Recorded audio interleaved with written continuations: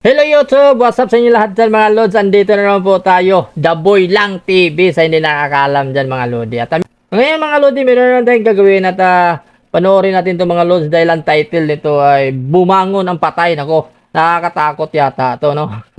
di biro yung patay, babangon mga Lodi. Hanip to at yan na nga, no? Ang video na to ay credit po ito kay Andy the Explorer mga Lodi. So, sana sa lahat ng makapanood nito, bisitahin nyo si Andy the Explorer mga Lodi. At kung hindi pa kayo nakapag-subscribe dyan sa kanya mga Lods, please naman mag-subscribe kayo sa kanya kay Andy the Explorer bilang suportahan natin sa kanya mga Lods. At lalong-lalo na din sa channel natin, The Boy Lang TV. Kung kayo hindi pa nakapag-subscribe dyan please naman anak ng tinapa talaga. Mag-subscribe muna kayo dyan mga Lodi. At huwag nyo kalimutan pindutin ang ating notification bell para updated nyo lahat sa mga videos na pag-i-upload natin. No? Di ba mga Lods? At lalong-lalo na, huwag nyo kalimutan i-share yung video natin mga Lodi para kakalat talaga to. At mag-like din kayo. Di ba? Para ganahan sa YouTube. Anak ng tinapa, nangangampanya to Parang humingi talaga ng suporta. Please naman. Yan mga Lodi, panoorin na natin. Huwag na natin patagalin dahil excited tayo na makita na yung patay bumangon mga Lods. Ako matindi yan mga Lods. Let's go!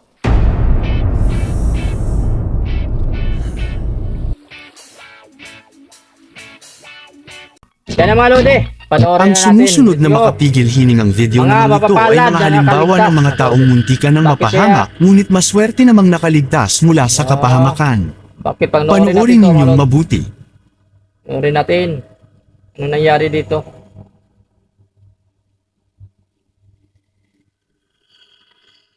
Ay, putig til. Bumagsak yung elevator mga Lods. Sabi, so, nakakatakot. O, tingnan nyo. Oh, hayop. Mga investigator na may Tinakaw YouTube na channel ulo na ng The Fourth multo. Wall, na kung saan, sinasabi na may isang haunted na sementeryo sa Japan na palaging pinagpapakitaan ng isang kaluluwa o espiritu ng Bakit kaya ninakaw yung ulo ng multo? Multo ba? Ano ba? Napatay ba yung multo at ninakaw yung ulo niya? Ano ba itong nangyari nito? Panoorin natin mga Lod. Sinasabing ang bata na ito ay sinawing palad na nalunod sa isang pond mahigit 30 taon na ang nakakalipas. Tumarin Ang kanyang magulang ay inilibing ng nasabing bata sa sementeryong ito, at bilang pagmamahal at pagpapaalaala sa namatay nilang anak, ay pinagpatayo nila ito ng napakagandang rebulto sa ibabaw ng puntod ng bata. Bilang alaala ng batang nawala, no? Nagpatayo sila ng rebulto sa batang yon, no? Dahil ganun tayo mga magulang, mahal na mahal natin yung mga anak natin, di ba? Balit isang gabi, may mga masasamang kalalakihan ang bigla na lamang sinira at winasak ang puntod ng nasabing bata. Napakawalang Dito rin hiya. ay kanilang binasag at winasak ang rebulto ng puntod at di pa nakontento ay ninakaw pa nila ang ulo ng statue. Ayun pala, ulo pala ng statue ang ninakaw. So siguro, yung bata ang nagmumulto kaya sinabi niya kanina sa title na ninakaw na ulo ng multo. Yun pala. Pero ulo ng statue ang ninakaw ng mga balasubas ng mga tao na yun. Di ba? Talagang napakawalang hiya nila mga Lods. Grabe. Simula noon ayon sa local legend, ay madalas nang makita ang aparisyon ng batang multo na palaging nasa tabi ng kanyang puntod at gumagala sa paligid ng nasabing sementeryo na sinasabing hinahanap nito ang kanyang nawawalang ulo. September 2015 naman. Dito ay may nakakakilabot na nakuhanan ng CCTV camera ng nasabing sementeryo. Aba. Pagmasdan ninyong mabuti. Tingnan natin.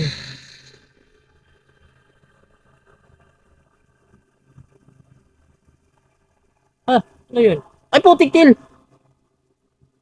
May naglakad. Parang anino ng mga Lods. Tingnan nyo. May naglalakad Ayun Kuwang-kuha talaga sa kamera mga Lodi. Pero parang anino lang siya.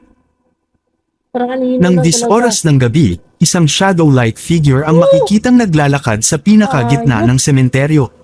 Matapos naman kumalat ang nakakatakot na CCTV footage na ito, isang Japanese ghost hunter ang naglakas loob na magsagawa ng investigasyon sa nasabing lugar kung saan ito nakuhanan ng CCTV camera.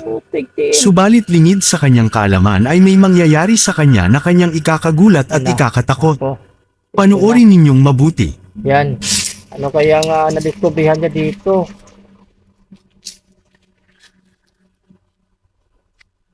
Kaya, nakakatakot yung lugar. Ay, butig til! Ano yun nakatayo? Parang may nakatayo talaga. Ayun na, nawala na naman. Ayok. Ano ba yun? Nakatayo talaga kanina mga lod. Ayok.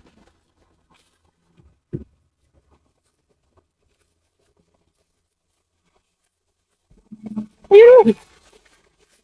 Oh, napansinan niya. Napansinan niya.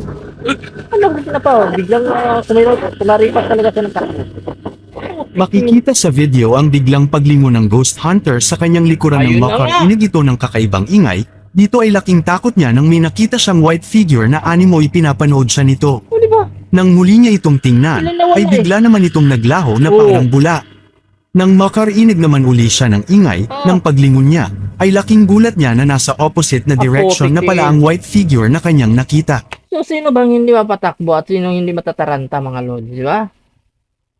Dala ng kanyang takot ay kumaripas na lamang ito ng takbo papalayo sa nasabing sementeryo. Ito nga ba ang espiritu ng batang nagmumulto at naghahanap sa kanyang ulo sa loob ng sementeryo? Baka nga.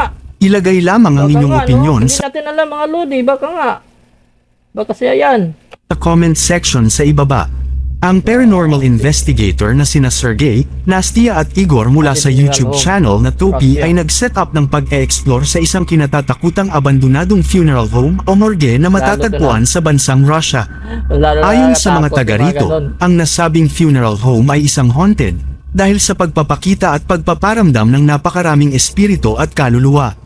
Sinasabi na ang nagmumulto dito ay mga kaluluwa na hindi makatawid sa kabilang buhay. Kaya naman ang grupo nila ay agad nagsagawa ng investigasyon. Dito ay nag-split sila upang makapag-explore. Subalit lingid sa kanilang kaalaman ay may nakakakilabot at nakakatakot na mangyayari sa kanila. Ano ba yun? Tingnan Dito nyo ay yung mga pumayag lods, si Nastia na Yan mag-isang o, tingnan, uupo yan mga lods, tingnan nyo yung kwartong yan, di ba? Sobrang creepy tingnan mga lodi at siya lang mag-isa na kung hindi ko yan kakayanin kung ako talaga mga lods. sa isang napakadilim na room ng funeral home Ay, chapel. naku! Si Nastia ay walang nakikita mula sa kwarto na ito maliban sa dilim. Nang magsimula ng mag-record ang static IR camera na kanilang nilagay sa room na ito, dito ay may mangyayari sa kanya na kanyang ikakagulat. Panoorin ninyong mabuti. Yan, panoorin talaga natin to. Panoorin natin. Я вижу только красные лампочки. Вот как. Pinagtatakot. И сразу больше ничего не думать, кроме этого. Ito. Ang sumunod na mangyayari ay lalong nakakakilabot at nakakatakot. Pagmasdan ninyong mabuti.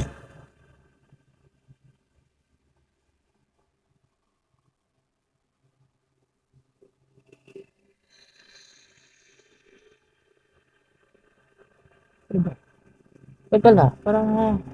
Ay! Paputik na lang yun! Nalaglag! Sa madilim na chapel na ito ay walang nakikita si Nastia na kahit ano. Maririnig sa video ang bigla na lamang pagbagsak ng bagay mula sa table na malapit lamang sa kanya. Subalit ang mas nakakatakot pa dito, makikita Sino humatak nun, mga lord? Sino, di ba? Copy. Kitang-kita talaga na parang lumipad talaga yung isang bagay, mga lodi, na laglag talaga. Puting tiil. Copy to. sa static camera ang pag-usad ng ataol ng kusa. Ayun din. Dito ay walang idea si Nastia kung saan nagmumula ang mga ingay na yon na kanyang naririnig buhat sa dilim.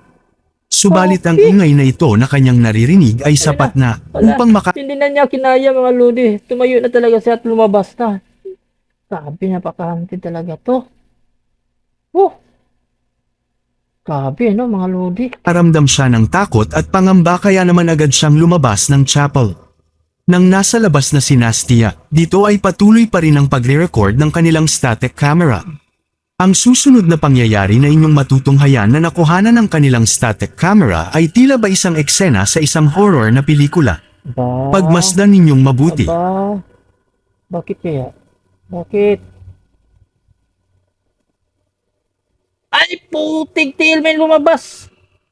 May lumabas sa kabaong, mga lods. Ayan o, yung itim. Parang, putig tiil. Hayop. Grabe, mga lods eh.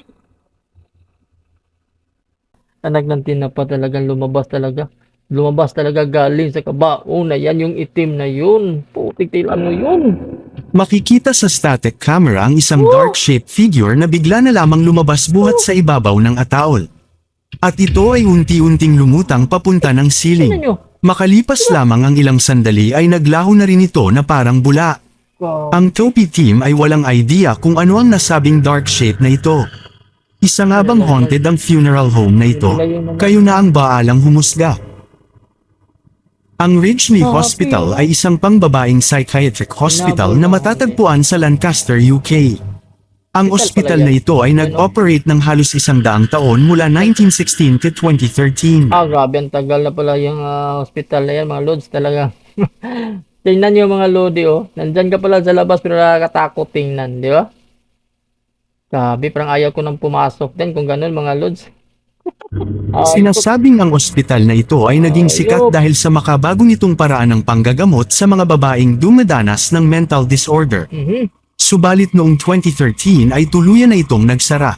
Noong April 2022, 1:00 oras ng gabi, may grupo ng YouTuber ang nagtangkang mag-explore at bumisita sa loob ng nasabing abandonadong ospital. Sa kanilang pagpasok dito ay may hindi sila inaasahang nakakakilabot na mangyayari. Panoorin yung mabuti. Ano kaya? We're not scared of you. Oh yeah, but I am scared of you. I think Sean is it out to be honest with Ang you. saya pa nila dyan. Ang saya pa nila. Matapos silang makarinig ng mga strange na ingay na nagmumula sa isang room, dito ay agad nilang nilapitan ang room na ito upang tingnan. At ito ang sumunod na nakakakilabot na nangyari. Panoorin ninyong mabuti.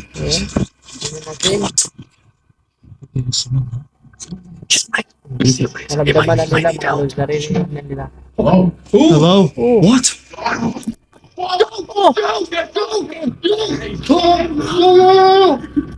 Takot talaga sila mga lods, di ba?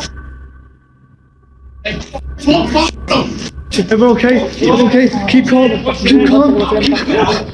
Man! What the f***? Ano ba yung nangyari Don't doon? pull you up. Get out. Get out. Pansin Get ko mga out. lods. Ano nangyari? Parang hindi ko napansin eh. What you want? He's right there. He's right there. Nagtakbuhan. Sobrang takot nila mga lods. Napasigaw talaga. Matapos nilang lapitan at tingnan ang loob ng nasabing room, dito ay bigla na lamang silang nakarinig ng malakas na sigaw na nagmumula sa loob ng room. Kaya naman agad silang napatakbo sa gulat at takot. Ang mas nakakatakot pa dito ay sinundan at hinabol pa rin sila ng nasabing estranghero hanggang sa kanilang sinasakyang kotse. Magpahanggang sa ngayon ay hindi pa rin nakikilala kung sino ang lalaki na humabol sa kanila. Sinasabi ng mga viewers na maaaring isa lamang itong homeless na lalaki na nabulabog nila dahil sa kanilang pagpunta dito. Pare din. Pero, hindi lang natin na masabi kung ano ba talaga yun mga lods. Mari yung sinabi nila na homeless lang yun, na nakatira dyan, no? Kasi hindi naman nila nakuha na ng kamera. O yung paghabol. Talagang hindi na nila nilingon. Talagang kumaripas na sila ng takbo sa sobrang takot nila mga lodi, di ba? O ano ito? Bumangon ng patay ito na.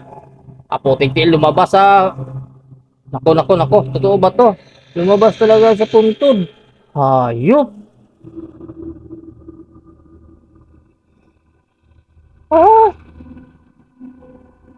Totoo yan o baliw lang yan na natutulog dyan sa loob ng puntod na yan. Isang nakakakilabot na pangyayari naman ang naganap sa bansang Ecuador noong 2023 na kung Kala ko, Lods, yun na yung gumagapang palabas sa galing ng loob ng puntod. Ito pala ang tinutukoy na bumangon ng patay. Kagi talaga. saan, ang 76 years old na si Bella Montoya na idineklara ng ospital na patay na. Matapos itong makaranas ng stroke at Deklaradong cardiac patay na. arrest, habang nasa funeral home at nasa loob ng kanyang ataol, ay bigla na lamang nakarinig ang kanyang mga kamag-anak ng kakaibang tunog na nagmumula sa loob ng ataol. Aba! Makalipas Hindi nakakatakot sobra. Pag ganun mga lodi, di ba? Naku po. lamang ang 5 oras nang papalitan na siya ng damit upang ganap ng iburol. Dito ay laking gulat at takot nila nang biglang gumagalaw at humihinga pa ang Nako. nasabing matanda sa loob ng Ay, ataol. naku. Sinasabi din na ginamit nito ang kanyang kaliwang kamay upang makalikha ito ng ingay. Makikita din sa video ang paghinga nito ng malalim, indikasyon na hinahabol nito ang kanyang hininga. Mabuhay pa pala. Agad naman nilang dinala ang nasabing matanda sa ospital kung saang ospital din na idineklara siya na patay na. Ayun. Subalit nananatili pa rin ito na nasa kritikal na kondisyon. Dahil sa malagim na pangyayari, ay agad naman nag-utos ang kanilang Prime Minister na magsagawa ng investigasyon laban sa ospital at Yan, tama. Talagang imbestigaran talaga yung hospital na yun, mga lods. Bakit nila dineklara ng patay na hindi pa nila sigurado? At siguro mga lodi, no, masyadong maaga lang yung deklarasyon nila na yung matandang yan ay patay na. Kasi maaari kasi yung ganun mga lodi na parang yung tinatawag nilang panandaliang namatay at nabuhay muli. Yung mga ganong sinasabi. Bawal ang tawag nito, bawal balsama yung isang taong namayapa na kung hindi pa umabot ng 24 oras daw. Yan ang sabi nila. Dahil may posibilidad pa daw na maaring magbalik pa yung ano niya, yung spirit niya, no? Kasi mayroon na daw nangyari na mga ganun mga lodi. Iwan natin pero baka yan ang nangyari sa matandang yan mga lodi, di ba? mga doktor na may hawak sa matanda. Ayun. Subalit sa kasamaang palad, ay binawian din siya ng buhay. Ayun. Dito ay sinasabing nakaranas si Bella Montaya ng tinatawag na catalepsy, kaya naman inakala ng kanyang mga doktor na patay na ito. Yan na nga. Can you hear that noise? Nitong nagdaang mga buwan, Seryosong tunog isang ng kakaibang trumpet. fenomeno nang nai-report sa iba't ibang panig ng mundo. Kaya mga lodi, may naalala ko nito na parang napabalita to dati, no? Ano bang taon yun? Parang mayroon talagang naririnig mula sa kalawakan na isang tinig ng trumpita na napakalakas. Napabalita to Napabalita to dati. Na kung saan ay nakakarinig sila ng misteryosong tunog ng trumpet na nagmumula sa kalangitan na naging palaisipan sa buong mundo. Yo, Sounds like a trumpet though. pakinggan nyo. Oh! Oh! Lakas! Oh! Oh, di ba? Oh! Lakas talaga mga lord.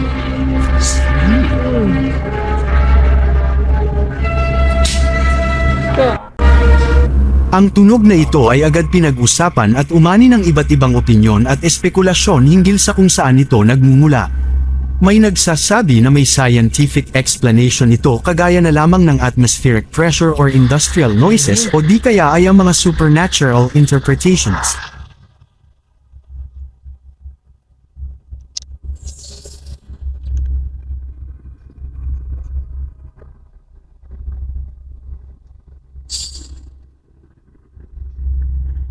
Ang klase yung tunog.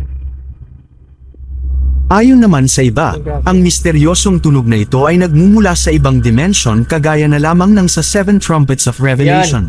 Yan. Ito ay pinaniniwalaan na nagmumula sa Kaya ang daming nagtataka noon at maraming nangangamba kung ano na ba mangyari sa mundo natin dahil sa mga naririnig na mga tinig na yon. No? Maraming nagsabi na, yun na nga, sabi niya na katapusan na ng mundo, magugunaw na yung mundo, at mayroong mga mangyayaring babala na mayroong mangyayaring mga masasama. Ganun mga lods. Sounds like a trumpet though. Tapos ang dami ng mga sakuna na nangyayari. Ayun na yung bumagyo ng malakas, ng marami na mamatay, yung landslide, yung bawat ano. Ang kahalintulad din na video na ito na in-upload sa TikTok ay kagaya rin nila na nakarinig ng misteryosong tunog na nanggagaling mula sa kalangitan. Ito naman ay nangyari sa bansang Australia.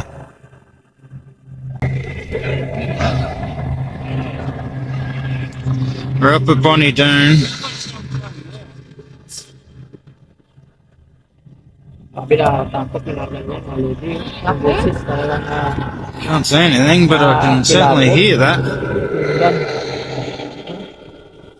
Ang misteryosong tunog na ito ay tila rin trumpets na nagmumula sa kalangitan.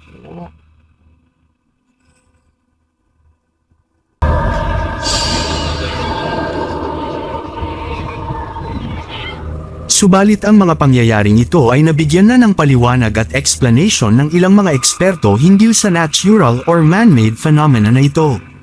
Ayon sa atmospheric scientists, ang nasabing misteryosong tunog ay nagmumula sa natural causes kagaya na lamang ng geomagnetic activity, pressure variations or di kaya ay likha ito ng namumuong thunderstorms. May nagsasabi din Pero wala namang, nakita naman natin mga lods, di ba, na napakalinaw yung sitwasyon ng langit mga lodi. Talagang walang ka ulap-ulap, di ba? Talagang malinis tingnan yung langit nung panahong yun. Di ba? Walang ka talagang makitang mga ulap, di ba? nalikha ito ng industrial equipment. Sa kabila ng mga explanation na ito, ay marami pa rin ang naniniwala sa prophecy na palatandaan ito ng paparating na paghuhukom o katapusan na ng ating mundo. Yun na nga. Nanaig pa rin. Ang YouTuber na Ads Ventures ay pumunta sa isang kagubatan o kakahuyan lula ng kanyang Halloween stealth overnight sa camper gubat. van upang Naku po! magpalipas at magdiwang ng Halloween night. Oh, Dito ay tigil. kanyang ipinark ang kanyang sasakyan kung saan Ibang malapit klase itong trip niya mga lods ha. Talagang sa gubat siya nagdiwang ng Halloween mga lodi. Naku po! niya lamang isasagawa ang overnight. Ay, takot. Here for now.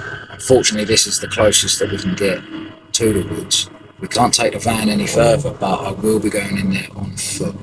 Nang bumaba na siya ng nasabing sasakyan, Ano yun? sa kanyang pag-e-explore ay nakakita siya ng abandonadong simbahan at sementeryo bago pa man pumasok sa pinakaloob ng kakahuyan. Naku! Nang makahanap naman siya ng tamang lugar upang May abandonadong simbahan.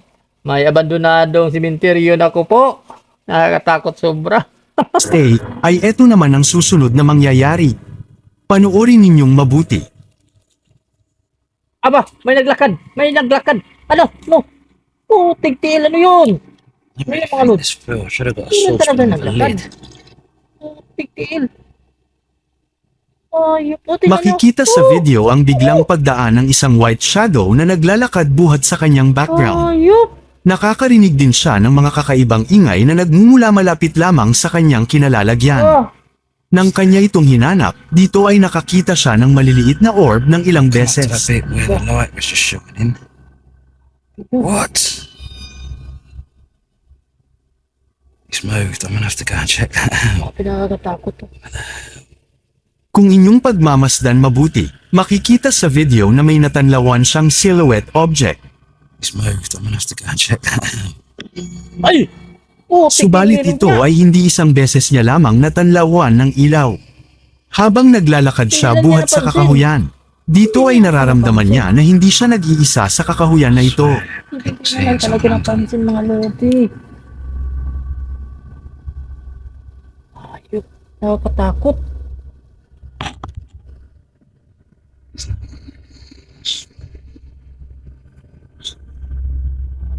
I think May matapang din siya mga lods.